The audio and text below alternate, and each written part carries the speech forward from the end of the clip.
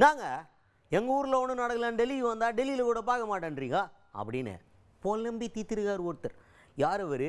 முன்னாள் அமைச்சர் CV சண்முகம். அவர் தான் டெல்லிக்கு போயிருக்கார். எதுக்கு போயிருக்கார்? டெல்லியில் இருக்க எலெக்ஷன் கமிஷனை பார்த்து எங்களுக்கு சில குற்றச்சாட்டுகள்லாம் இருக்குன்னு கொடுக்கறதுக்காக போயிருக்கார்.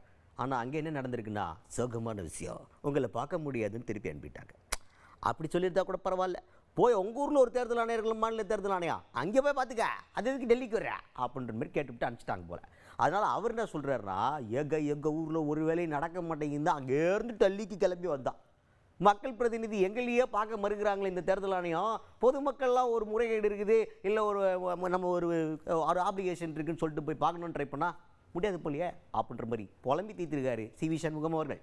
ஒரு ஆட்சியில் இருக்கின்ற தேர்தல் ஆணையம் தன் தனி பணியை செய்கின்ற போது நிர்வாகம் தேர்தல் ஆணையத்தின் முழு கட்டுப்பாட்டிலே வந்துவிடும்.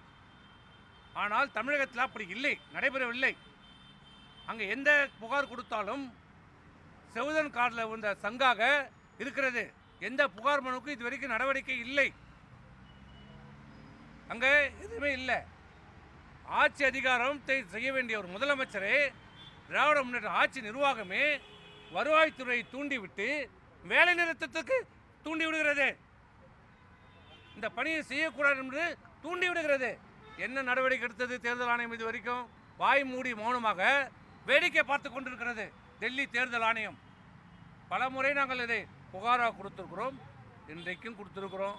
இப்பயும் வந்தோம் மெனக்கட்டு மெட்ராஸ்லேருந்து இதுக்காக டெல்லி வந்து நேற்று எங்களுக்கு பார்ப்பதாக சொன்ன தேர்தல் ஆணையம், எங்களுக்கு அப்பாயின்மெண்ட் கொடுப்பதாக சொன்ன தேர்தல் ஆணையம் என்ன நினைத்து கொண்டுதான் தெரியவில்லை. இல்லை நீங்கள் மாநில தேர்தல் ஆணையத்தை போய் பாருங்கள் என்று. அங்கே ஒன்றும் நடக்கலன்னு தானே இங்கே வந்தோம். ஆனால் ஒரு இந்திய தேர்தல் ஆணையம், அரசியல் அமைப்பால் உருவாக்கப்பட்ட ஒரு தேர்தல் ஆணையம்,